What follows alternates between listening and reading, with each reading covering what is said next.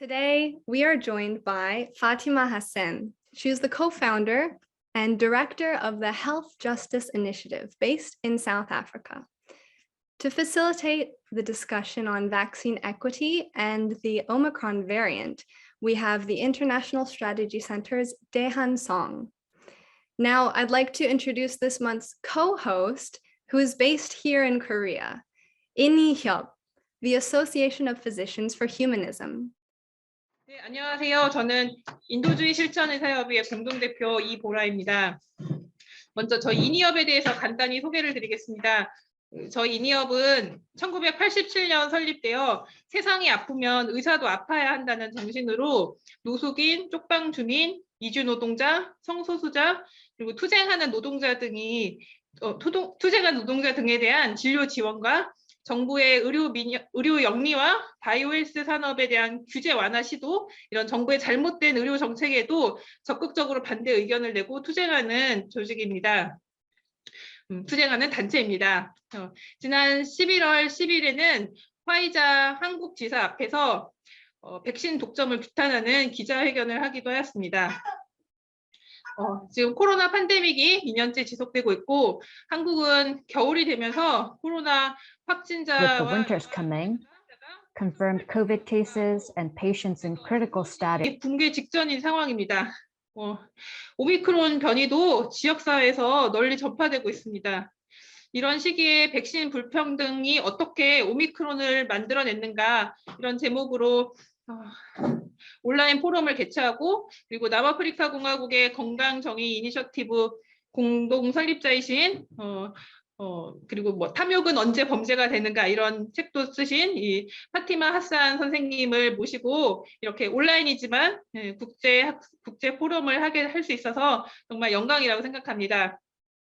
더불어 한국 사회의 대안을 제시하기 위해서 국제적인 연대 활동을 끊임없이 모색하면서 인이협에 이렇게 공동 포럼을 제안해 주신 국제전략센터에도 감사를 드립니다. 저도 오늘 많이 배우고 참여하신 분들과 생산적인 토론을 할 수 있기를 기대합니다. 네, 감사합니다. Thank you so much, Ibora of In-Hyup, the Association of Physicians for Humanism. With that, it's the moment we've all been waiting for, Dae-Han Song in conversation with Fatima Hassan. Thank you. So, yeah, the COVID-19 virus first appeared in December 2019 in Wuhan, China. And a year later, in December 2020, EU countries and the US approved the Pfizer BioNTech vaccine for use. And, you know, with vaccines approved around the world, it seemed like the end was just a matter of time, as probably many of us remember. Yet, with many parts of the world still unvaccinated, ever more infectious variants such as Omicron keep emerging. And today, 267 million people have already been affected, of which 5 million have died. And the end of the pandemic appears distant and uncertain. Even in South Korea, which is generally acknowledged around the world as having better dealt with the pandemic, society is wearing down after 2 years of disruption and infections. And infections have surpassed 7,000 and might reach 10,000 by the end of the year, pushing Korea's healthcare system to the limits. 2 years ago, none of us would have imagined such a world. To talk to us today about how vaccine inequity and injustice perpetuate the COVID-19 pandemic and what we need to do about it is Fatima Hassan of the Health Justice Initiative. Welcome.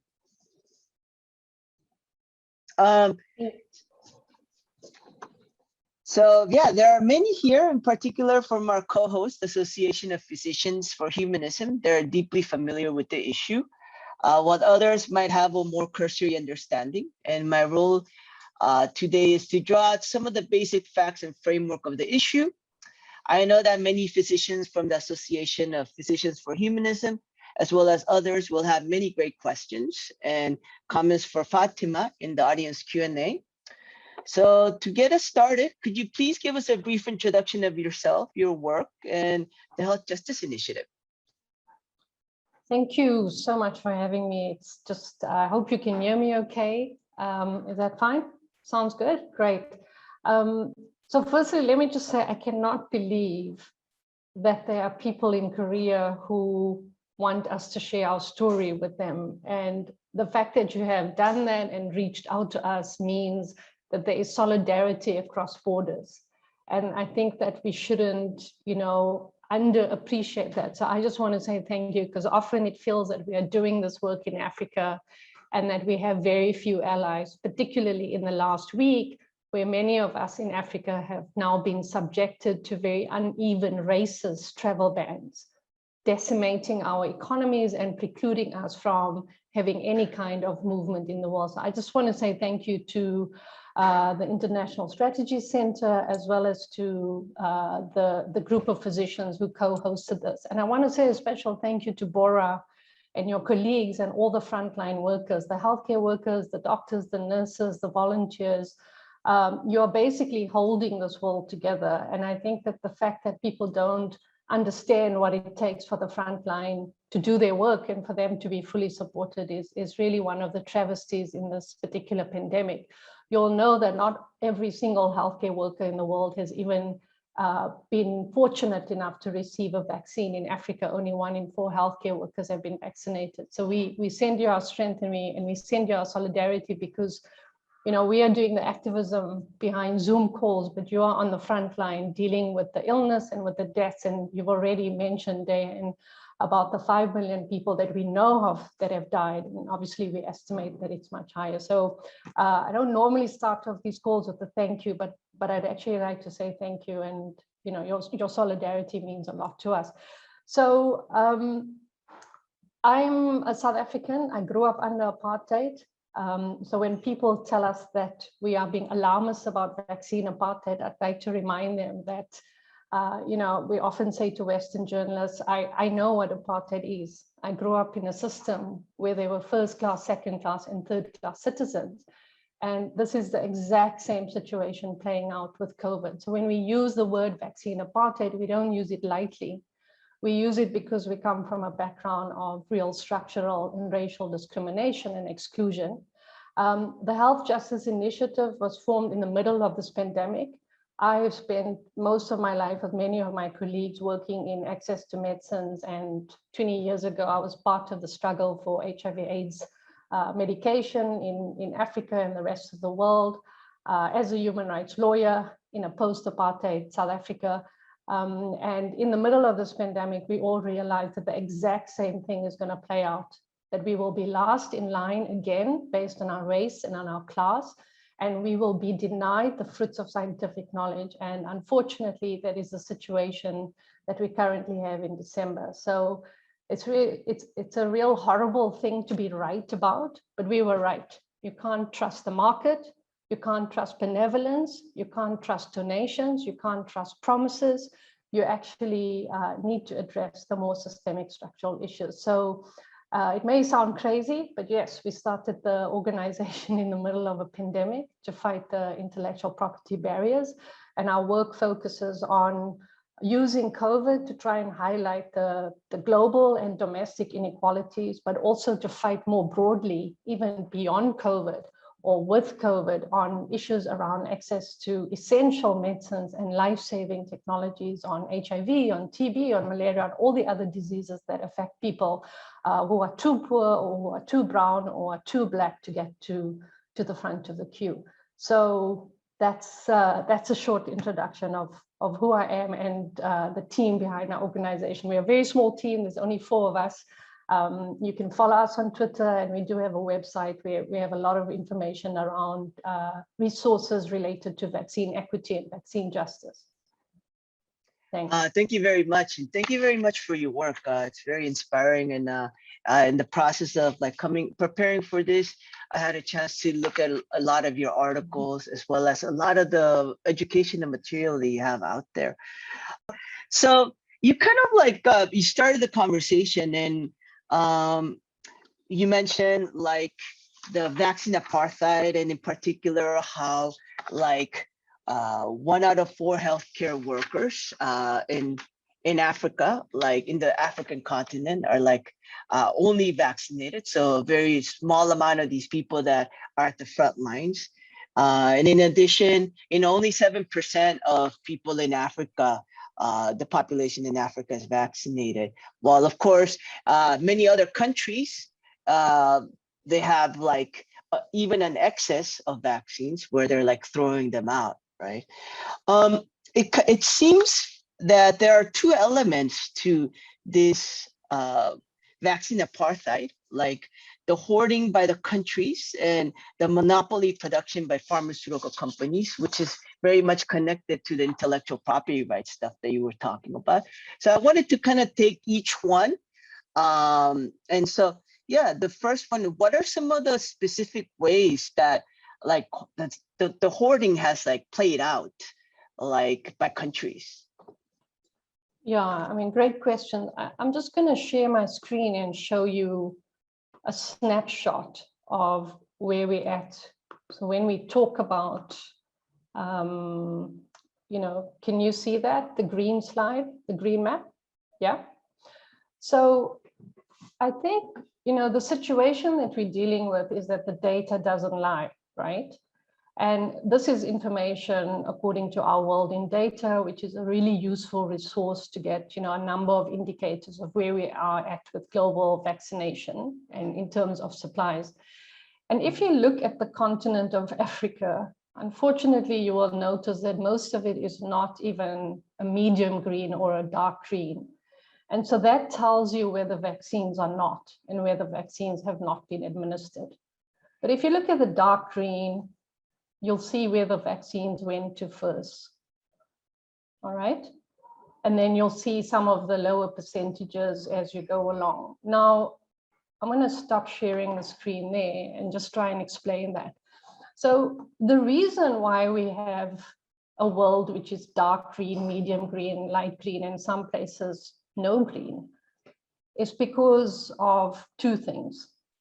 The one is that in late 2020, Human Rights Watch already warned that what those dark green countries were doing, and we all know those are the richer countries or high income countries, and the countries that also have pharmaceutical companies headquartered there, they had already entered into what we call advanced market commitments or pre-purchase orders.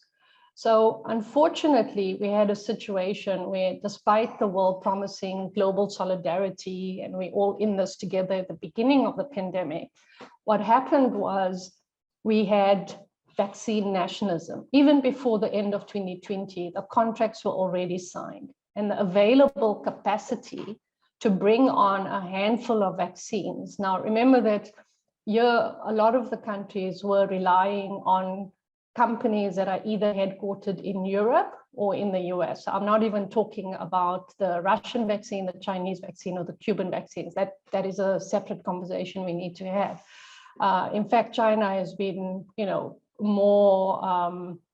more honorable in terms of their pledges of donations. They've met more of their pledges than, for example, the G7, the other G7 leaders or the G20 leaders. In fact, less than 20% of donations have actually materialized by the end of this year. So if we go back to the first reason, we have all these contracts being signed up with available limited manufacturing capacity, basically being prioritized for what's called the richer global north or the richer customers. All right.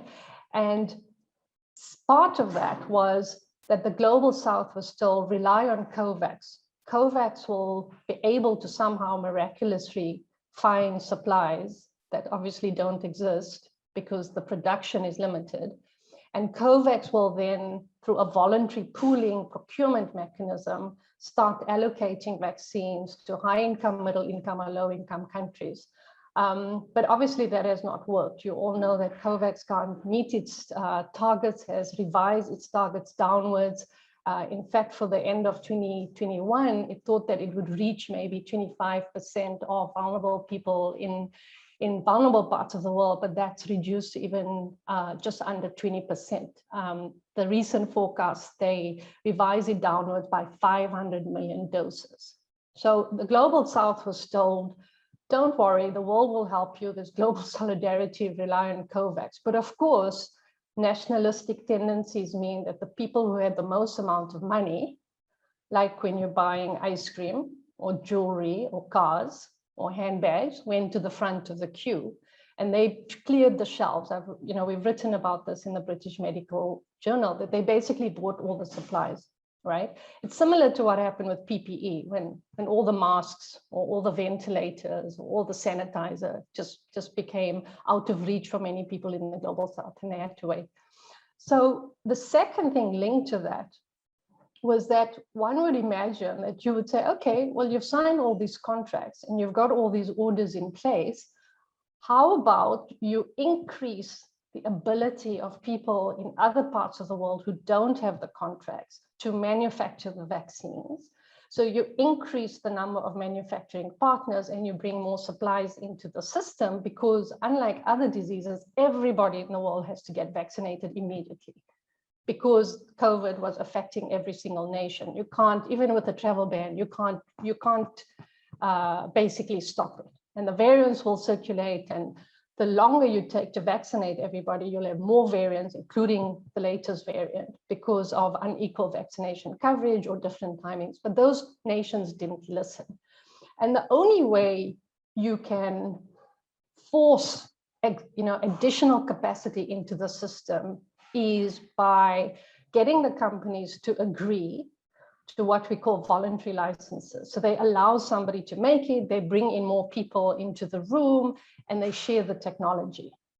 Or you compel them to do it in what's called compulsory licensing mechanisms, which each country would have to do on each specific product for each specific company. Now that is ridiculous and unsustainable in a pandemic. And so that is why in October already of 2020, before, while these contracts were being signed, and you could already see what was going to happen based on what happened with the HIV/AIDS pandemic, the South African and Indian government said, okay, we're in a global pandemic. We haven't had a situation like this in 100 years. You're promising global solidarity. A lot of the vaccine funding is actually coming from public sources. We're using global public institutions, public scientists, public knowledge of work that had been done previously in HIV/AIDS and Ebola, particularly for the mRNA vaccines. How about we have a situation where you suspend intellectual property for the duration of the pandemic for all COVID-19 life-saving medical technologies, because we are here to save lives, we are not here to make profit. What happened? The countries that signed the contracts that had over-ordered supplies, that were also drawing supplies from COVAX, because as a rich country, you could also take supplies from COVAX. So they were hedging their bets. They were like, wherever we can get supplies, we're just going to sign contracts and put money on the table. They have been blocking that particular measure. So that means if you don't have the company voluntarily sharing the technology, if you can't issue a compulsory license, if you can't have the TRIPS waiver, which would suspend intellectual property rules to allow others to help you to make more supplies, you are going to have limited supplies, which we call scarcity. And so the scarcity is artificial, because it could have been different. We could have been in a very different situation in November 2021, but we were prevented from dealing with the scarcity for over a year by the CEOs of these drug companies, mostly, and global leaders, particularly in the US, the UK, the EU has been a significant blocker. For a long time, Australia was blocking. A lot of activism in that country turned that position, as well as New Zealand, and Canada seems to be flip-flopping. So when we, the People's Vaccine Campaign, for example, globally, and I hope that organizations in Korea will join that alliance and be part of that, has been calling for three things from day one, because of all of these factors that I've explained to you. Share the technology, transfer the knowledge, and suspend intellectual property rules for the pandemic. And before I end, the important thing about intellectual property is that in this pandemic and in previous pandemics, we've seen that it's not just the patents that you have to deal with. Intellectual property is made up of a lot of different elements. So the waiver, the TRIPS waiver, which asks for a suspension of the TRIPS agreement rules for the duration of this pandemic, deals with copyright, it deals with trade secrets, so that you can deal with issues around ventilators, you can deal with diagnostic testing, you can deal with PPE, you can also deal with vaccines, and then, you know, potentially 2 new treatments that may come on the market, you may also be able to deal with the antivirals. So I hope that gives you sort of a very short, you know, summarized version of what went wrong, and why basically, you know, the global north actually didn't really care about the global south. So the only way you would be able to get a vaccine was if your government basically had some kind of relationship with the CEO of a pharmaceutical company, which is what happened with Pfizer, where you could get your hands into the cookie jar and get vaccines for your nation first, or pay a lot of money, pay a premium price for those vaccines so that you get ahead of the queue. Just a quick follow-up question. Like you mentioned that a lot of these, perhaps you could also show the slide afterwards. I think you have a great slide that shows which countries wanted the TRIPS waiver and which countries were opposed to it. But my question is, are the countries that are opposed to the TRIPS waiver simply doing it because of the profits that the pharmaceutical companies that are stationed in their countries, or is there something else that is happening that is making them be so much against having like a TRIPS waiver? Yeah, great question. Let me show you the slide on the TRIPS waiver situation of where we're at. So I don't know if you can see that. So there's been a lot of work in the past year to try and get countries to go from a cross to a yes, or maybe even a maybe, which is a star or an abstain.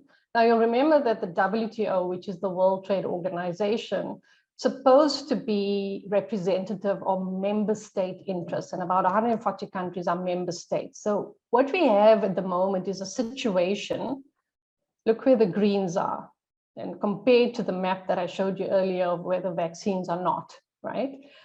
So this is obviously a geopolitical situation that we're dealing with, not different to the HIV/AIDS crisis and situation where intellectual property rights were really prioritized over human rights. And what we have is 110 member states who now support the TRIPS waiver. Most of them are from the developing world. There are 67 co-sponsors.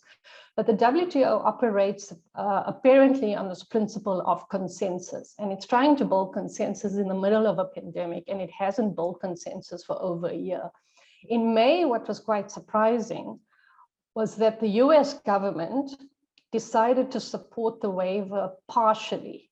Now, you can see that as either the Biden administration wanting to really try and get vaccines into as many countries as possible and lift the IP on the vaccines, or you can see it more cynically as a divide and rule tactic, that they'll only support the waiver on vaccines, but they won't support the waiver on all the other COVID-19 technologies, which is what the waiver is trying to address. Because we all know that to get out of this pandemic, it's not just vaccination, right? You need all the other elements as well, and those are equally important. So if you look at the countries that are blocking it, your question about why would they block it? So we've written about this in foreign policy and in a few other places. Our sense is that this is simply a continuation of what we've always had, which is a prioritization and a preference for market forces. That there obviously are vested interests by CEOs who've gone to the US Congress to say they oppose the TRIPS waiver. Remember that pharmaceutical companies are not member states. They are unelected, they are private corporations, they have boards and CEOs. But the countries that oppose the waiver, particularly Germany, France, the UK, the US, are very traditionally always supportive of excessive intellectual property protections. And the problem that we've had in this pandemic, which is why we're sitting with this stalemate here on the TRIPS waiver, is that there's always been a tension between the global north and the global south of should you have intellectual property on life-saving technologies. Now, we have argued for the last 100 years that you shouldn't, that it's not a car, that it's not a handbag, it's not a luxury. That's the MSF Access campaign. That's what groups all around the world have been arguing since the days of HIV/AIDS. And so in this pandemic, for these countries to over-order vaccines, to discard vaccines that have been almost expired, to start rolling out third booster shots and fourth booster shots, but prevent us from making vaccines all around the world through a technology transfer or TRIPS waiver is really, some new level of crazy. And we have argued that it's actually a crime against humanity, because you are preventing the fruits of scientific knowledge to benefit everyone at the same time. Now, the most recent thing you must have heard with the CEO of Pfizer, I've said before that the CEOs are acting like God. They're making all the decisions, that they decide the markets, the prices, the terms and contracts, everything. They'll decide when they want to bring in new partners as well. They have said that the issue is not supply, the issue is not intellectual property. So these rich countries are peddling that narrative that intellectual property is not the barrier. We heard this in HIV/AIDS. It is. That intellectual property is not the reason why you can't scale up supplies. It is, because if you don't have transfer of technology, you can't make your own vaccines, or you can't make the booster shots even in any other parts of the world. So there's a very cozy relationship between some global leaders, particularly in Europe, in the US, and the pharmaceutical industry, which, as you know, is very profitable. Now, we know that the industry has churned out at least 10 billionaires in the last year because of how profitable these vaccines are. And recently, when the Omicron variant was announced, the stock of Moderna shot up by about 20%. Pfizer's CEO is now going on every news channel saying that we need third and fourth booster shots. So this is a booster profit product for them. And they know that this is what they're calling their best-selling product ever. So nobody who's a CEO or a government that is funded by these companies or has a close relationship is going to want to drop the IP so that others can share the technology and make it. There is precedent for non-exclusive transfer of technology where you actually save lives. I mean, Jonas Salk did that with the polio vaccine. There's issues, it's the way we were able to bring in ARVs into Africa. So it's a really shocking, it makes me very angry. It's a very shocking situation because there was a very elegant, simple, temporary solution, which, by the way, it's permissible within the rules of the TRIPS agreement. So this isn't something that was even left field or unusual. The TRIPS agreement allows for a waiver. It allows for certain flexibilities. And the fact that richer countries, I'm not sure what the position of Korea is on the waiver, but the fact that richer countries would want to block something like that to limit access is really something that history will judge quite harshly. The final reason we think that Germany has been so insistent, and that was under the previous administration of Merkel, and there's now been a change in leadership, it's a space to watch. But we believe, and obviously time will tell, but we believe that the strong insistence on IP protection of all these technologies is not just about the profit and the money and about control, right? It's also that if you open the door to this for COVID, then for them, the concern is how are they going to close the door on HIV/AIDS medicines? How are they going to close the door on sharing technology that's considered green technology? Europe is investing a lot in green technology, particularly Germany. If you start sharing the IP on the COVID technologies, the climate justice movement is saying they can meet no IP on green technology, and that should be shared, and that it shouldn't become a profit technology. So we think there are other, there's obviously immediate issues, but there are also macro reasons why there's such an insistence on intellectual property. And sorry, my last point on this, I know I keep saying it's my last point, but medicines were not always subject to intellectual property protection. The reason why the People's Vaccine Campaign and all of us have such a focus on Pfizer is that, there's the history of the TRIPS agreement and how it came about to commodify medicines. Is a very useful one to learn. And it involves Pfizer. It involves the Pfizer CEO then, and the cozy relationship with the US government and US administration to introduce protections into a global trade regime. That's the irony. A trade body, potentially has the solution to some of our immediate problems as opposed to the World Health Organization. So it wasn't always that medicines were given intellectual property protection. And we must push back against that narrative when people say, well, if you don't have IP, we can't innovate. Well, nonsense, because the research for the vaccines was actually funded by public investment. And you can have a reasonable rate of return if it was really your invention, if it was really your innovation, and if it was really your funding. So we really need to be wary of those narratives that say, well, if you don't allow for IP protection, nothing will ever come onto the market to save lives. That is certainly not the case. Yeah, I think like they're clearly like, as I understand it, with the TRIPS waiver, like during emergency situations, that there's like a waiver system, and it just blows my mind that right now it's clearly, if this is not something that can be exempted, then like what is? It's like, yeah, it does seem like a bit of madness. I'll tell you what is. What is the medicine that the US needs when they're facing 9/11 and they need anthrax. What is when Canada needs access to a life-saving medicine for something. So there is a selective application of when the flexibilities are okay.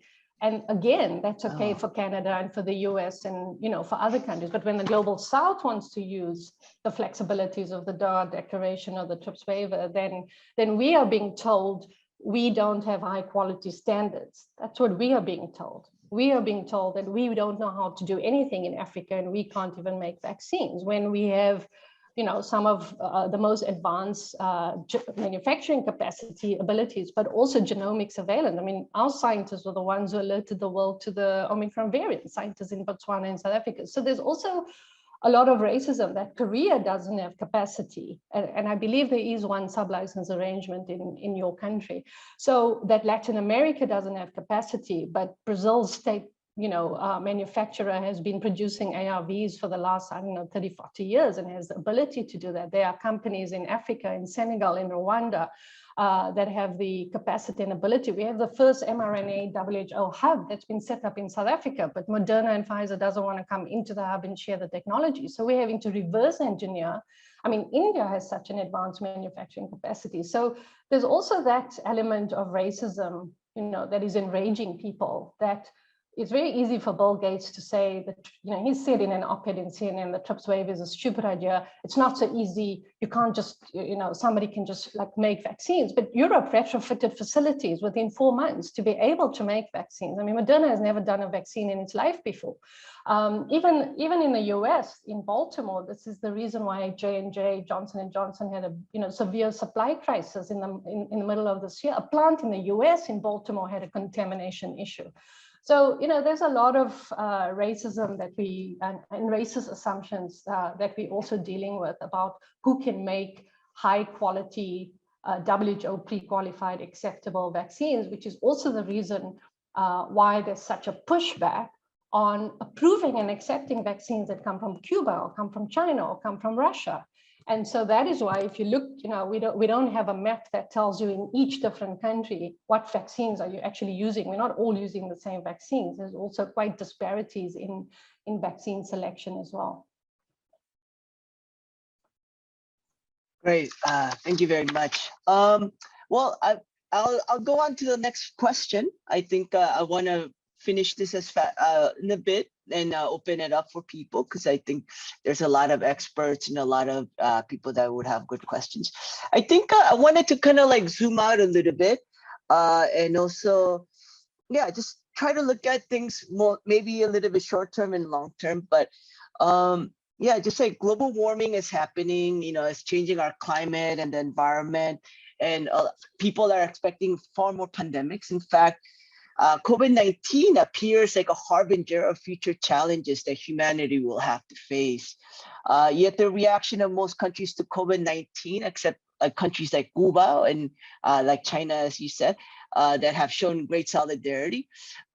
Basically, we kind of see that most of the world is woefully inadequate in dealing with the cooperation that's necessary to develop the collective resilience that we need to weather and confront these challenges. So yeah, I wanted to explore a little bit the short and long-term structures, problems, and solutions. As regards to the short-term ones, I think like South Africa right now, there's a lot of like people are like blocking entrance to people from South Africa. There's like the struggle around getting a TRIPS waiver. I mean, like, I guess maybe like succinctly, I think you kind of covered it all across, but what would be some like short-term specific things that need to happen to address the pandemic? And then just maybe what are the long terms? You know, do we need some sort of like I guess the WHO needs to be far more powerful, needs to be more well-funded. Like, yeah, what are the short-term things that we need, and what are like the long terms that you see? You know, it could be around the pandemic, you know, or just kind of like just more generally, right? It seems like global warming is gonna keep bringing us more like global problems, and like what are the ways that we could cooperate to build resilience? And yeah. So, I mean, if it's, you know, just quick responses is that if you, we haven't had great solidarity in the last, you know, 18 months. And so we have to really address how we're going to actually build that solidarity, right? And, you know, the most immediate thing that needs to happen is that the uneven travel bans have to be lifted. So the variant was actually circulating in Netherlands before it was, you know, we now know before it was discovered in South Africa, it's been in Germany, but those countries have not been banned from other countries that have banned countries in Southern Africa. So it's a bit, you know, we can only call it racism. Even our president has called it racism. Everybody's calling it racism. And I think we have to call that out. And Canada has now said, for example, that it won't accept our PCR test. We must go to a third country, do a PCR test there, and then fly down. I mean, that's just ridiculous, right?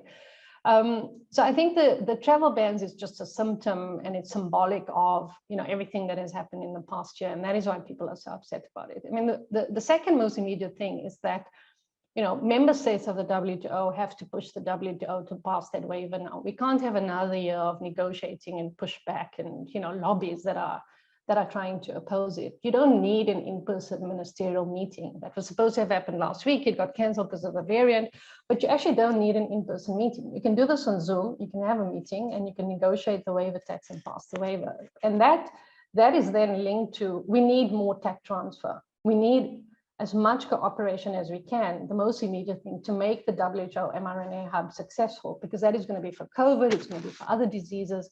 It's clear that with the booster shot scenario that we're dealing with, this is going to go on for a few more years. So we need more supplies in the system. You know, your thing about short term. You can get more supplies in the system by sharing the tech, scaling up production. So in a few months, you can actually scale up that.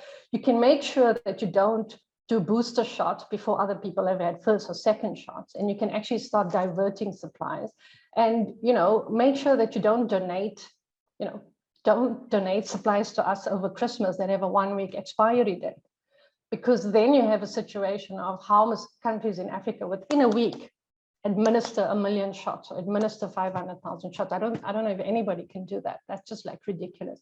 So I think, you know, there's discussions around a pandemic treaty. There's discussions around, everybody sort of in our circles believe that the WTO has become irrelevant. And, you know, I think they need to be more alert to that.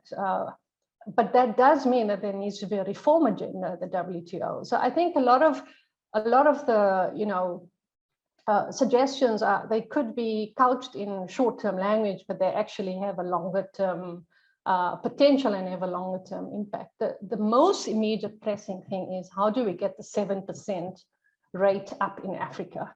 So pointing fingers, racist bans, not provide, you know, isolation, discrimination, that's not going to help. We need supplies in the system fast to at least even get 40% of people vaccinated, or at least all healthcare workers. I mean, it's really quite bizarre that more booster shots have been given out in the last 4 months than first doses in low-income countries, right? So that tells you we have an immediate supply crisis, and we have to start addressing the immediate supply crisis as well as the medium to long term. Because I, for example, I'm going to be eligible for a booster shot in February. I only got my second Pfizer shot in August. Where are we going to get supplies from? I don't, you know, so, and that is going to be the situation in, you know, in many other parts of Africa as well.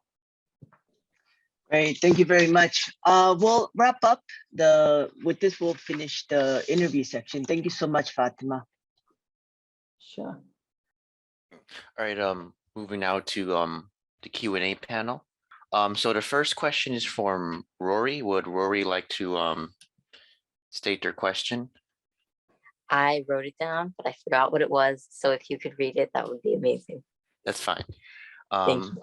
So the question was, does it matter where you get vaccinated regarding the way the Korean government isn't accepting vaccinations received elsewhere in most circumstances? And maybe that's not even relevant anymore because I think that also changed recently as well. So you can unscratch that all. So, I mean, I think that's an important question, Rory, because, you know, when we talked about the fact that the whole world is using different vaccines, I just want to show you something here around the booster shots. We're also all using different booster shots at different times. So, I mean, it's no wonder that this is just blank, blank, blank, blank, blank, blank. So that's the context of booster shots. The problem, of course, is that everybody has started out with different vaccine programs, and it's what we talked earlier about. They're using different vaccines. It's the vaccine selection issue, right? It's about which vaccines you could get approved in your country and then which vaccines you could get supplies of. So you were basically hedging your bets, and some countries couldn't get any vaccine, so they took donations of whatever came their way, and they've used different vaccines.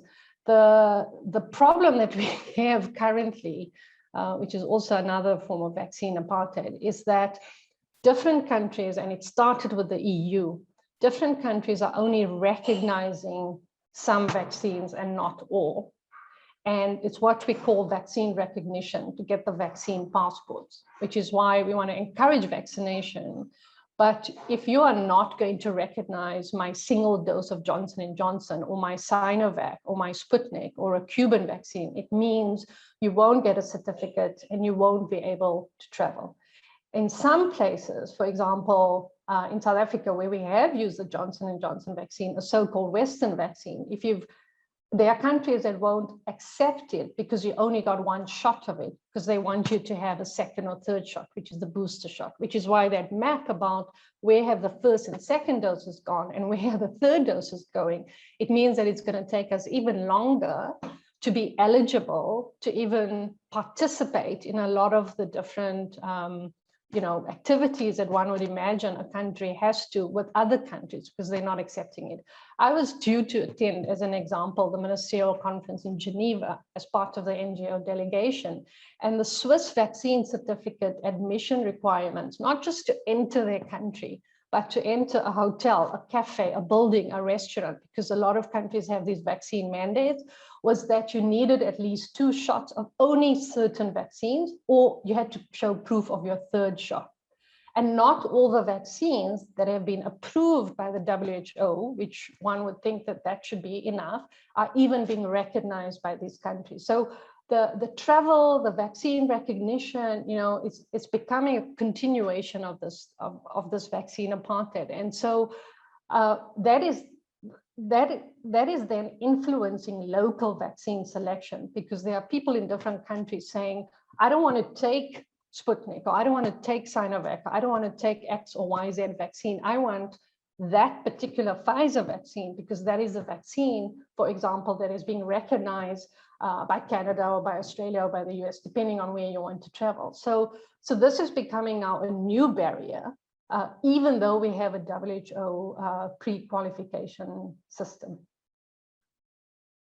반갑습니다. 제가 질문 드리고 싶은 것은 일부이기는 하지만 백신 접종을 거부하는 사람들이 있어요. 근데 이 불평등과의 관계를 어떻게 봐야 되는지, 거부하는 분들이 불평등의 표시로 봐야 되는 건지, 그게 좀 의문이 좀 들었어요. Thanks. I mean, that's such a great question, because we obviously dealing with two things. We're dealing with vaccine hesitancy, people who are undecided, confused, getting a lot of different information, don't know what to do, don't know when to go get the first shot or second shot or third shot or fourth shot, whether you can mix and match vaccines. We're also dealing with the pandemic. People are losing their jobs, they're having to work from home. They don't know what's going to happen to their study or their travel. So there's so much confusion and so much misinformation that people are getting really confused. They believe in science, they want to take the vaccine, they're just not sure which one. And I think that is where mass information campaigns using people like Bora and others, people that communities trust. Now, in our setting, for example, people trust healthcare workers, they trust their religious leader, they may trust a community leader. It's about identifying in your context, who do people trust to get reliable information? So, ask yourself, who did you call when you were deciding what to do? Like somebody must have been advising you. And it's about, that's why we have a lot of educational materials on our website, because people are hungry for information.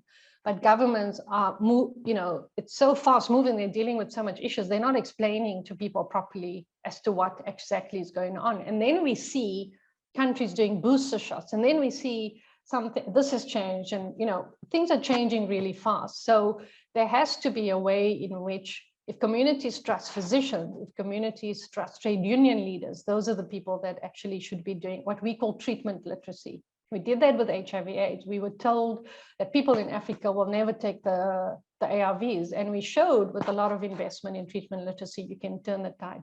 But I think that your question goes to the heart of the other problem that we have, which is the anti-vax movement. And the anti-vaccine movement is growing.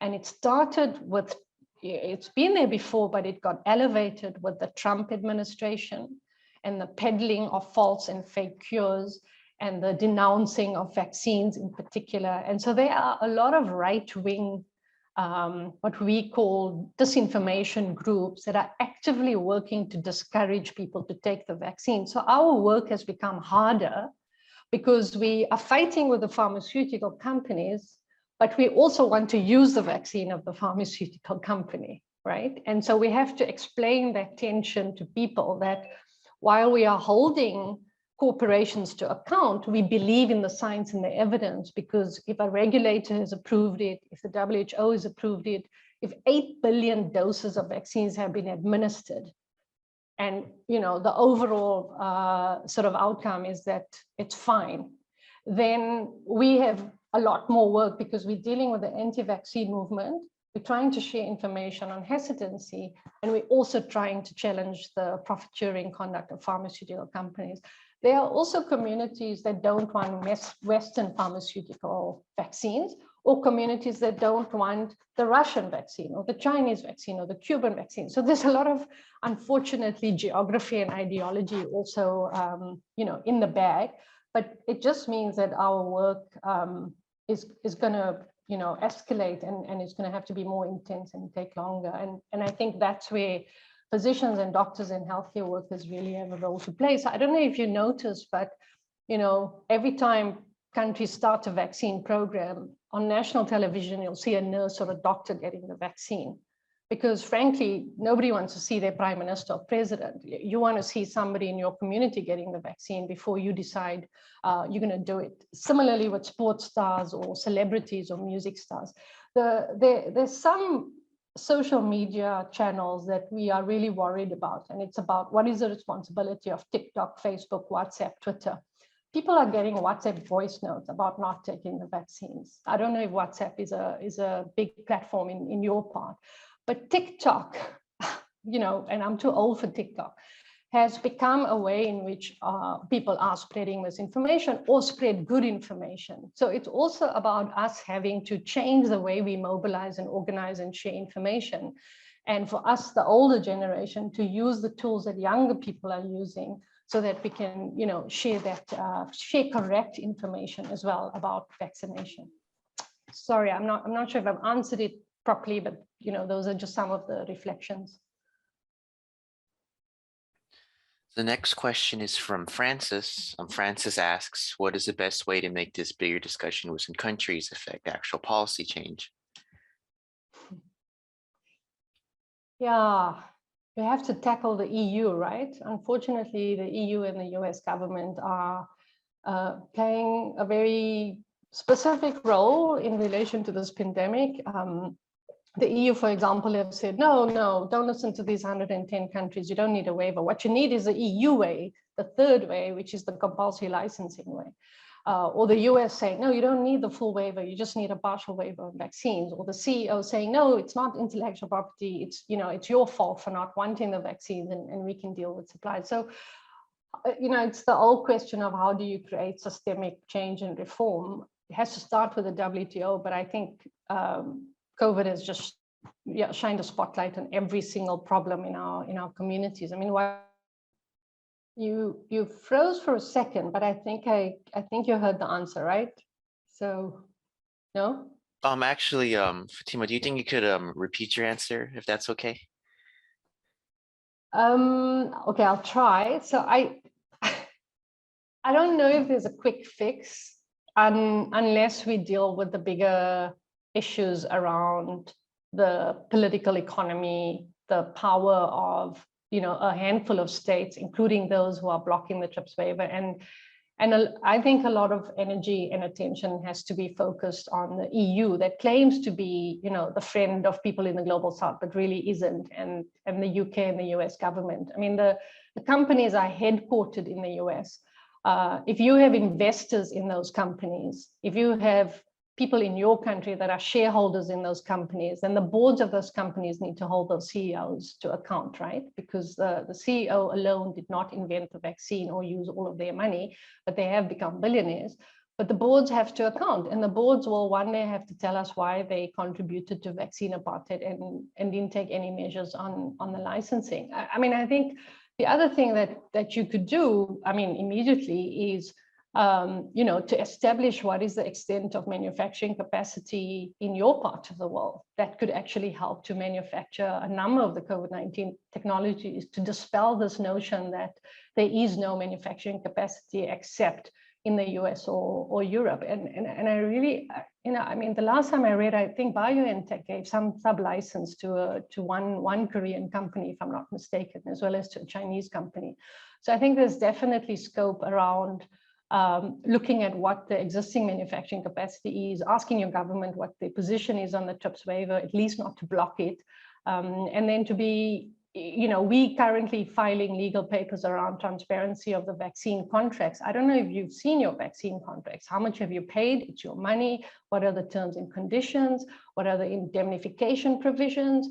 So a lot of, when the first question you asked today was, how did we get to this point? A lot of people were so desperate for vaccine supplies that they just signed whatever contract that Pfizer and Johnson & Johnson and others wanted. Public Citizen has done a great report on the Pfizer contracts.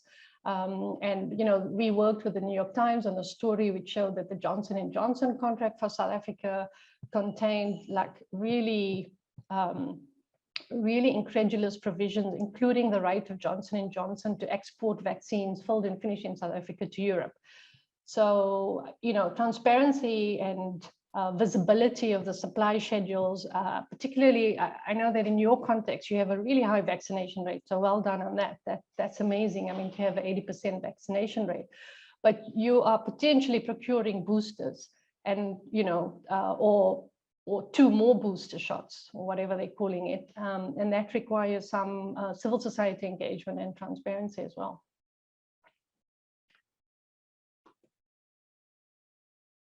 All right, thank you very much. The next question is from Kim Jong-min.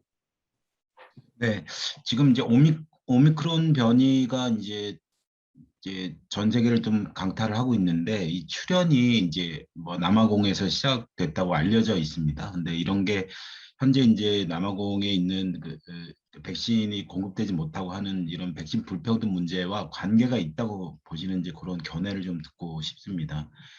그리고 제가 이제 질문 하나 쓰다가 말았는데, 이 유럽이 보통 이제 이런 백신 불평등을 지금 보면 이 아까 그래픽상에서 보면은 상당히 백신 불평등을 앞장서서 이렇게 조장하고 있는 것으로 보이는데, 보통 저희가 이제 유럽을 생각할 때는 이런 문제에서 조금 진보적인 정책과 고민이 많았던 것인데, 왜 유독 이 문제에서 이런 유럽 국가들이 이런 견해를 보이는지에 대해서 알고 싶습니다. Thanks. So, I mean, let's just go over a few things. The variant was not first discovered in South Africa. It was actually circulating in Europe. In fact, COVID was brought to Africa by European travelers, right?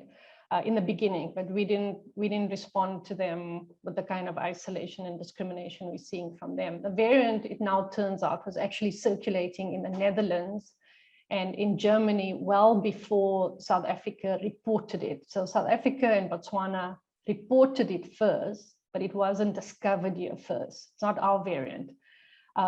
We reported it first because we have fantastic high first-class genomic surveillance systems. And our scientists have been doing this work on HIV, which is why we have these surveillance systems for many, many years, and we're quite advanced. And, they were not secretive. They shared information immediately with the World Health Organization, and that is what you need. There's a concern now in developing countries not to share information anymore, because if this is going to be the world's response, then nobody is going to want to share information. People are reluctant. So unfortunately, what the Netherlands and the US and all those countries, Canada, did was to slap a ban on countries in Southern Africa, even though the variant is already being transmitted, what we call community transmission in Europe. It's already circulating even among people who did not travel.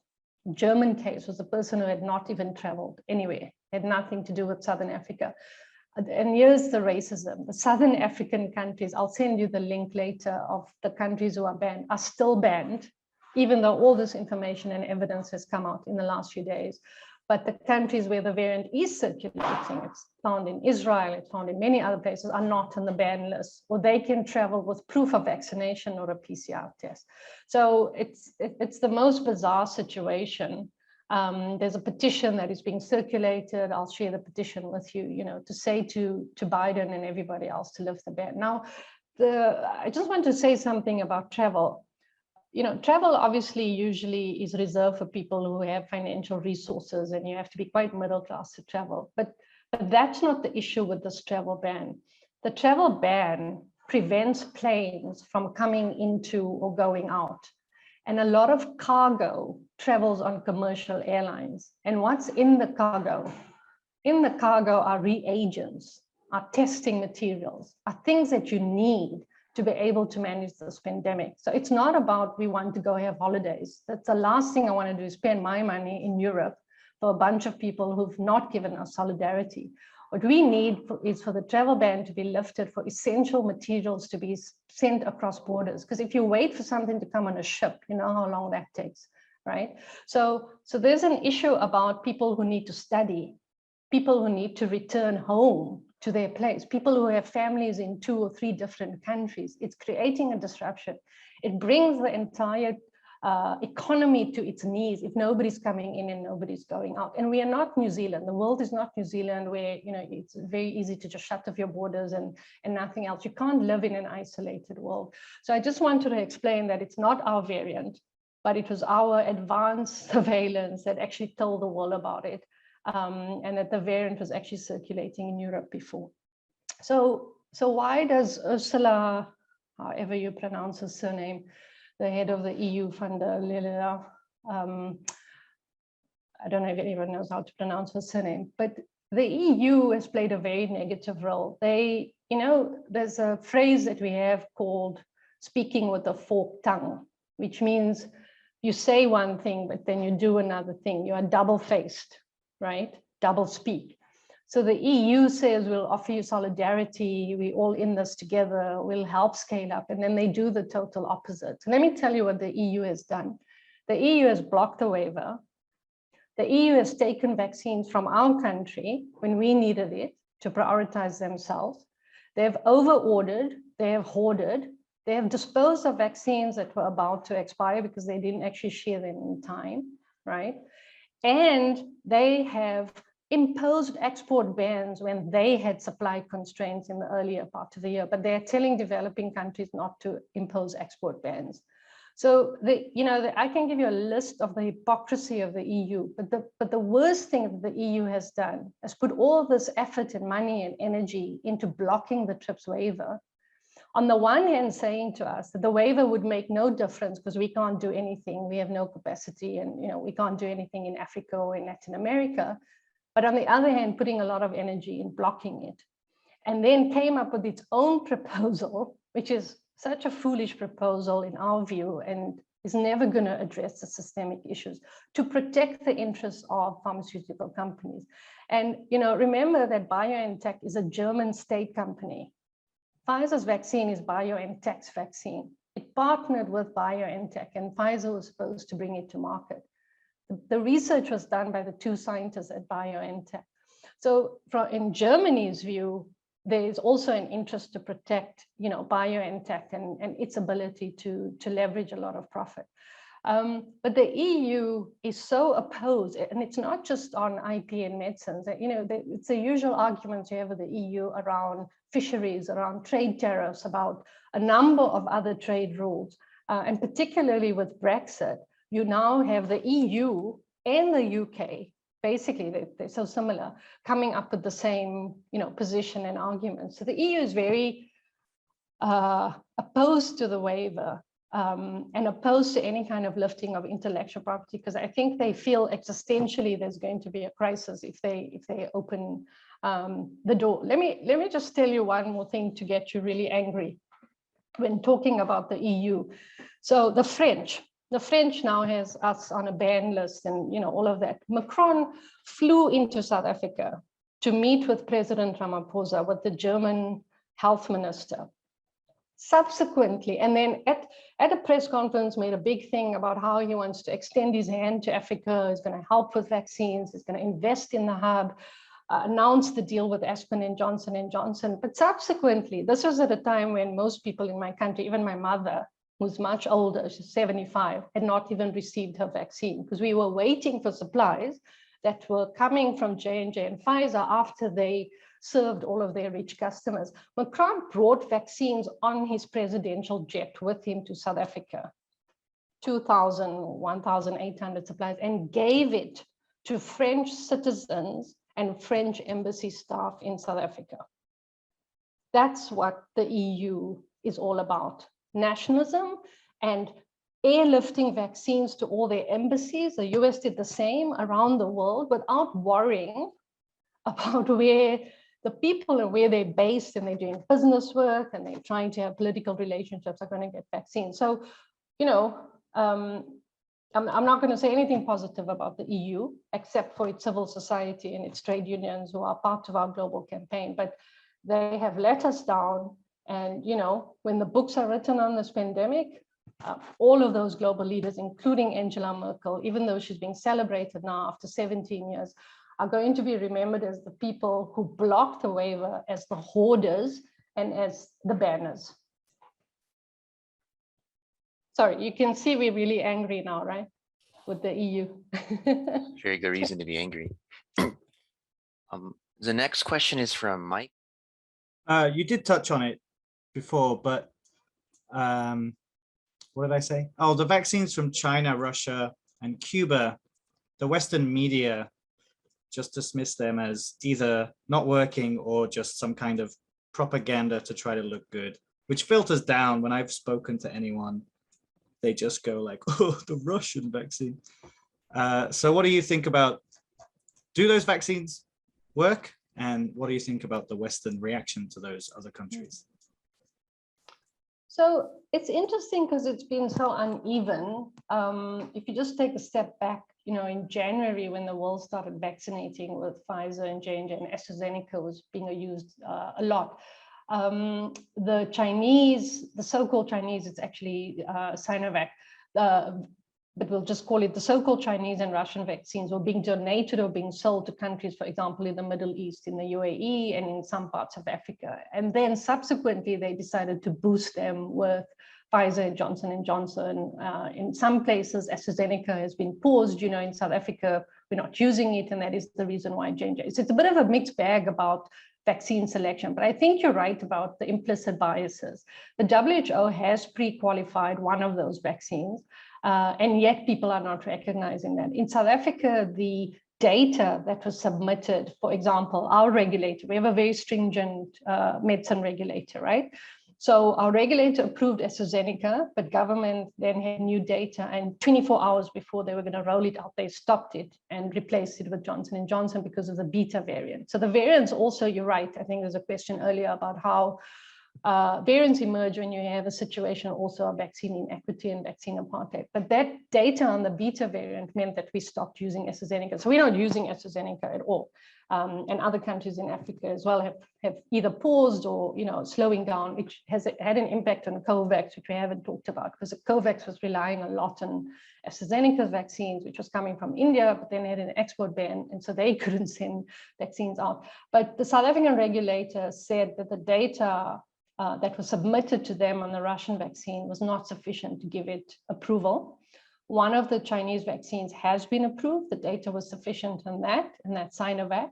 But the South African government by then had already entered into contracts with J&J and Pfizer, for example, and said, well, we've already committed, we've paid, because a lot of these contracts require you to pay upfront, and was getting a donation from the US government, which is why donations are being used as a geopolitical tool, right? So the US government sends 8 million Pfizer vaccine, doesn't send any other vaccine, it sends the Pfizer vaccine across. There's now, obviously there's other vaccines that may come on the market. The Novavax wasn't authorized for use, for example, even though we took part in the trial. The Cuban vaccines is an interesting example because for many places, like, for example, in South Africa, to use a vaccine, you need to submit your data and then get regulatory approval based on clinical efficacy. And if you don't submit the data, the regulator can't just go approve a vaccine. So that has not happened. Unless the regulatory dossier is actually submitted, you can't approve the vaccine, and then you can't use it. The interesting thing about both China and Cuba, as far as we know, is that they have shown a greater willingness to share technology. And Cuba, for example, has made it a total open technology. Whoever wants to use it can use it. Whoever wants to make it can make it. They also have really high vaccination rates, which nobody talks about. People were talking a lot about Vietnam and other parts, but of course there's a blackout of what happens in Cuba. And they also, if I'm not mistaken, started vaccinating children much sooner than anybody else in the rest of the world. So yeah, I think a lot hinges on how much transparency is there in data, what is the clinical efficacy showing, but everything is moving now so fast because the new data coming in around mixing and matching, around using booster shots, it's really hard, and that's why the question around hesitancy was so important. Hard to decipher, what are we all going to do next in terms of vaccine selection because of that. So, so that's the thing about the China, Russia, and Cuba. And here's the one interesting thing about Germany and BioNTech is that BioNTech has actually licensed its technology without Pfizer to a partner in China, because China does have manufacturing capacity and ability as well and could help. So there's already a partnership agreement there. So it's a if you had to do a mind map, it's such a confusing, bizarre situation because at some points there's cooperation and at other points is a total, blackout of cooperation and you can't really tell sort of what's going on. But you can only address the bias, I think, if you share data. That would be my answer on that. The next question is from Choi Da-hye. And before they ask the question, could you just remind me which vaccines you're using? You've got an 80% vaccination rate with which vaccines in your program? There's the Pfizer, there's Moderna, AstraZeneca. I think it's those three. And I think a lot of young people are taking the Johnson vaccine, the one-shot vaccine. But I think from what I know, it's mostly Pfizer, Moderna, and I think at the beginning was a lot of AstraZeneca. Okay, well then you are considered to be the lucky few because Moderna, that's another story, a scandal, refused to sell to any low-income country, has not delivered a single dose to any low-income country until the New York Times reported that Moderna sent all of its vaccines to high-income countries. It sent it to people who were very rich and had a lot of money. It signed one deal with Botswana, has not delivered any vaccines, refuses to share its technology with the WHO hub in South Africa, which is why it's going to take us longer, and actually refused to sell us the vaccine. So you know, Moderna is considered to be really effective, the mRNA vaccine. So you one of the countries that actually Moderna chose. You were the lucky few. Oh, and by the way, it's not Moderna's vaccine as well, even that one. You know, it's the US NIH vaccine. It's the people's vaccine because a lot of public money was put into that. And that vaccine, you shouldn't be paying so much for it, by the way. You should go check how much you're paying for it because that vaccine was developed with public funding. There's a current dispute between the US government and Moderna about who actually owns the IP, and that goes to the heart of the waiver and the IP. So Moderna, I can tell you, will tell you that, oh, they're not enforcing patents in a pandemic, but they are registering patents in a pandemic, and they're refusing to share technology. And they've only now, in September, October, decided, because they play God, to sell 110 million vaccines to Africa, which will, you know, maybe only come next year. So since you are all using Moderna's vaccine and contributing to their profit, you could help us ask them more questions. Thank you very much. Would Choi Da-hye like to ask their question? 그 화이자가 그 오늘 기사에 이제 자사 부스터샷을 맞으면 오미크론 예방 효과가 있다. 뭐 항체가 25배 늘어나서 더 오미크론 예방을 할 수 있다. 이런 기사가 났는데 그런 것들도 좀 제가 생각하기에는 백신을 많이 맞으면 맞을수록 이제 예방 효과가 더 커지는 거 아닌가? 그랬을 때 굳이 화이자가 이 시점에서 이 얘기를 하는 거는 좀 오미크론 확산하는 어떤 과정에서 좀 더 이윤을 남기고자 하는 어떤 홍보라고 볼 수 있을까? 아니면은 실제 그러한가? 이런 고민이 들었습니다. That's a great question because yesterday the Pfizer CEO said you're going to need 4 shots of the Pfizer vaccine for it to work with Omicron. And like I said earlier, when the new variant was announced, all of their stocks rose up because immediately the CEO of Moderna and the CEO of Pfizer said, well, we need booster shots and we don't need just a 3rd shot, you may need a 4th shot. So this is what also fuels hesitancy, right? And conspiracy theories and disinformation is people are saying, clearly the CEOs are boosting their own booster shots through press statements. What we really need is for the scientists to look at the data, the regulator, and that CEOs have to stop talking because whatever they say has an impact on their share price.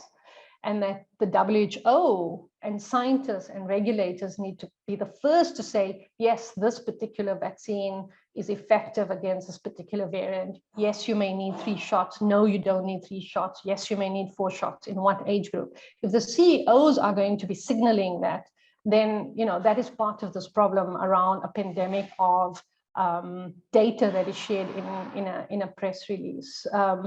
The preliminary, so come back to the clinical data, and I mean, this all just happened in the last few days. The preliminary data shows that potentially could maybe work, and that, you know, if you top it up with the booster shot. So our regulator in South Africa, for example, yesterday just approved a 3rd shot of a Pfizer vaccine for people over 18.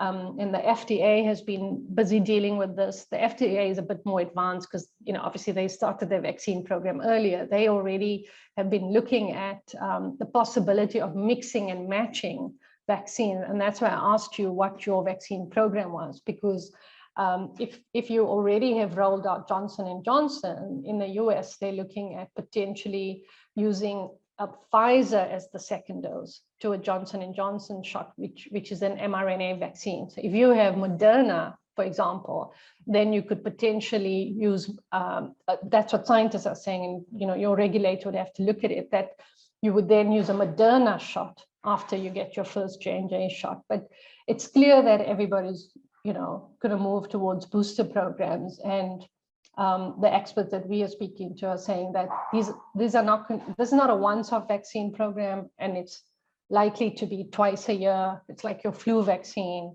We don't know. The problem is that if we have to go to shot 4 and shot 5 and shot 6, who's going to make those vaccines? And how long will it take? I've shown you the map about the booster shots and just even the first shot, which is all the more reason why we need the waiver and why we need to scale up production, because you're not just producing for 2021, you're actually now producing for the next 3 to 4 years, potentially. Thank you very much. The next question is from Kim Sang-gyun. 예, 안녕하세요. 지금 파티마 선 선생님 말씀 아주 의미 있게 듣고 있습니다. 이 국제적으로 이 생명권을 지키기 위해서 이 백신을 일시적으로라도 면제해야 된다라고 하는 어떤 국제 NGO들, 어떤 NGO들이 있는지 좀 소개를 좀 해주세요. Okay, so I've just put in the chat box the People's Vaccine Alliance. I think it's peoplesvaccine.org if I remember, but you could just check that. And then the MSF Access Campaign. There's also Third World Network, which has really good briefing policies and documents around the TRIPS waiver. It's been leading a lot of the work. And then if you want something more academic, and one of the world's, I think, greatest progressive IP thinkers and leaders is somebody called Dr. Carlos Correa, and he's at the South Center. So between those groups, you can get a lot of information. I mean, there's on our website, I'll just put it here, we have a TRIPS waiver FAQ, like a explainer. So it explains what the TRIPS waiver is, why it's important, why it's necessary. We also have an explainer on why the license arrangements that some of these companies have currently entered into to bypass the waiver are not sufficient. So what normally happens is companies like Pfizer and Moderna will say, you don't need the waiver, IP is not the issue. Look, we've given a license to a company in South Africa or Brazil or somewhere in Asia in order to manufacture the vaccines. But that's just one company or one license. And it's similar to, keep your eye on the possible treatments that are going to be available for COVID in 2022. And that is what's the Merck license, Merck Sharp and Dohme, and the Pfizer again, the Pfizer license on the 2 antivirals.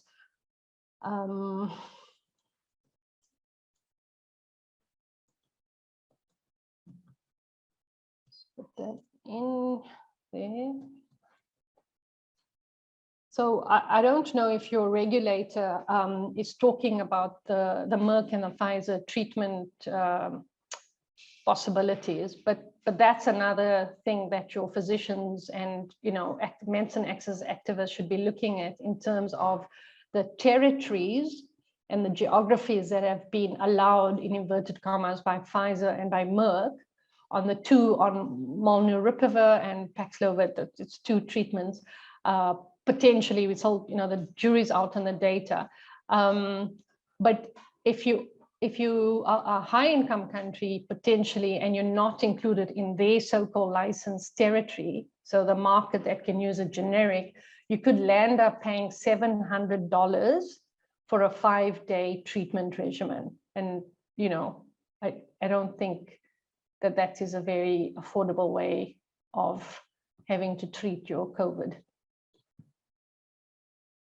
Perhaps it's apt that our last question should come from the co-president of the Association of Physicians for Humanism. Would Woo Seok-hyun like to ask their question? 한국의 우석균이라고 합니다.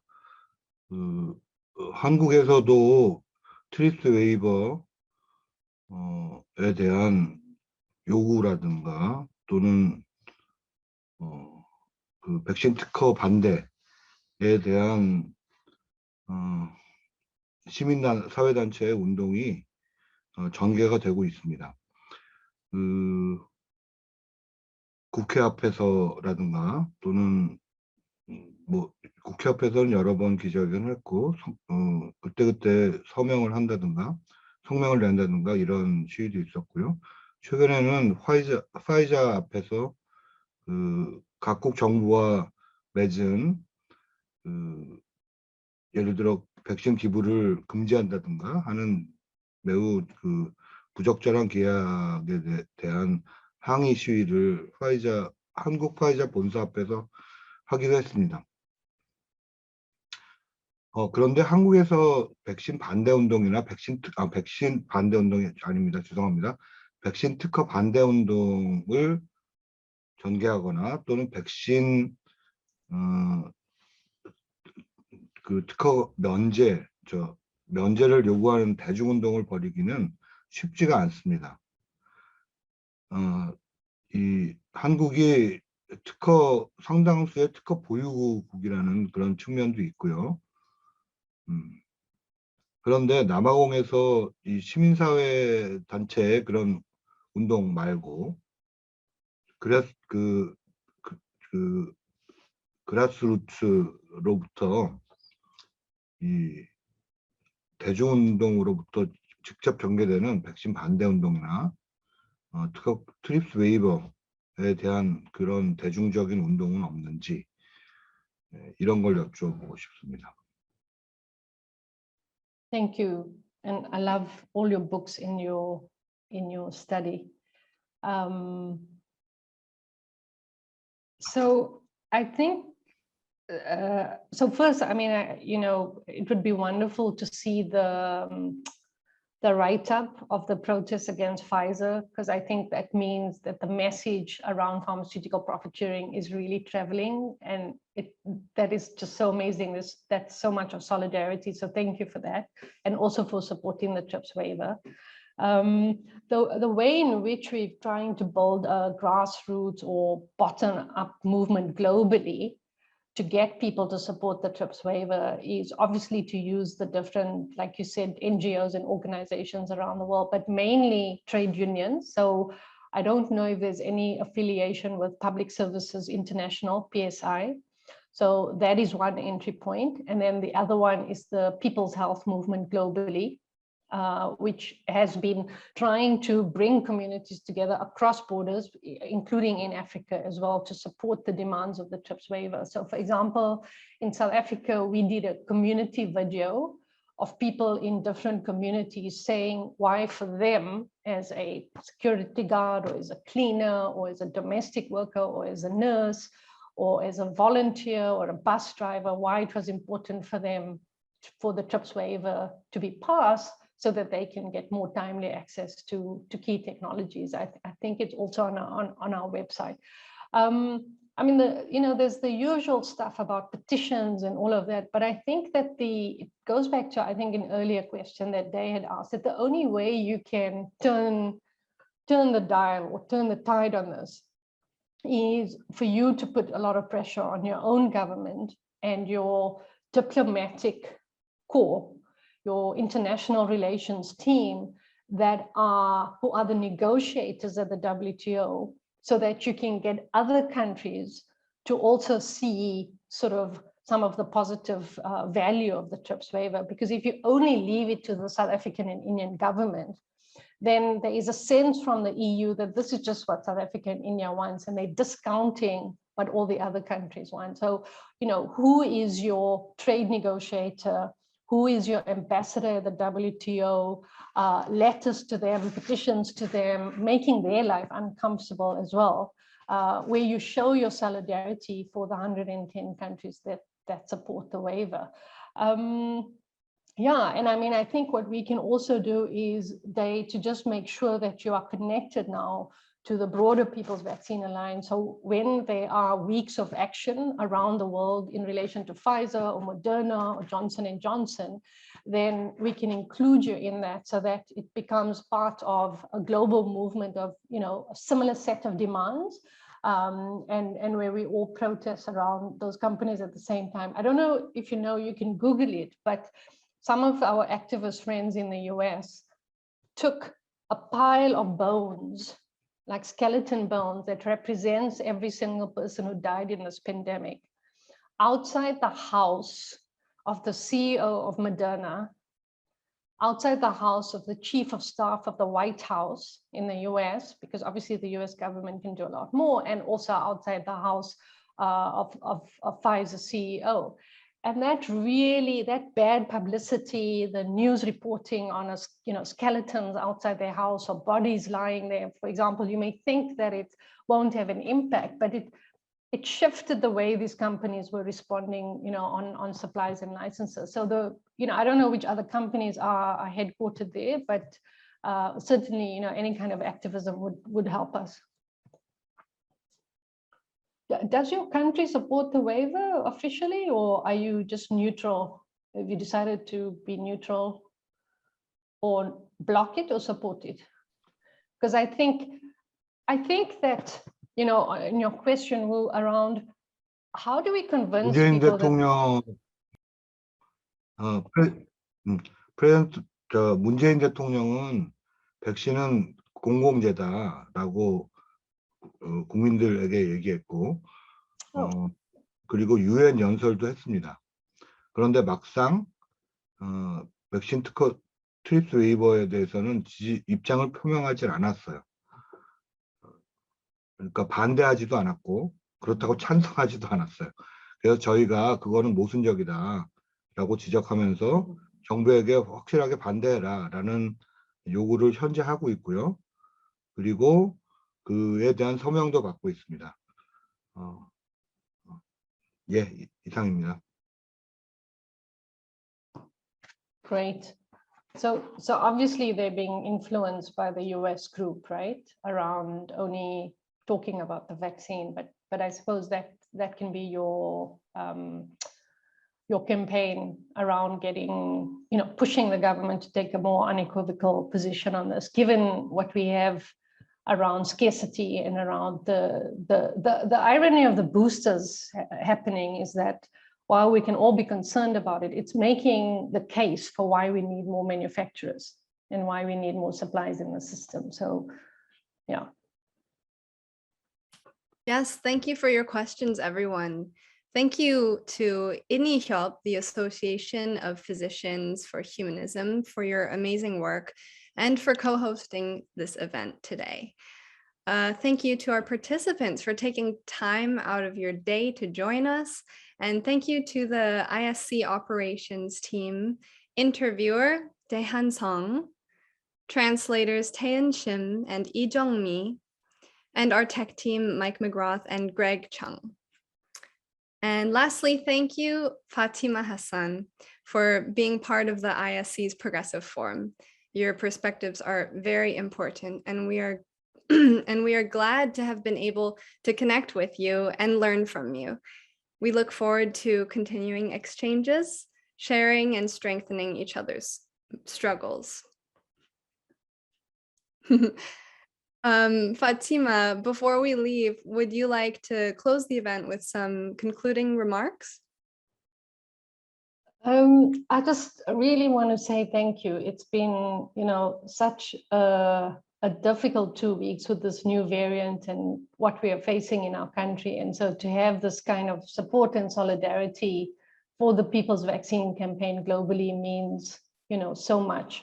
So I really appreciate it, and thank you for all your work. And yeah, I mean, such a great panel and great questions. So I really, really am grateful and appreciative. Thank you. Well, thank you so much. It's been a pleasure having you with us. And everyone, remember, we're constantly evolving. So please stay tuned for Progressive Forum developments through the newsletter. Please drop your email address into the chat and we will keep in touch, okay? While people are dropping their email into the chat right now, let's turn on our microphones and say goodbye. Thank you so much, Fatima. It was like a great you, honor. Fatima. Yes, Thank to have you here. Thank you so Thank you very much. much. Thank you so much. I learned so much. I'm very happy. Thank you very much. Bye bye. 감사합니다. 안녕. Thank you, Fatima.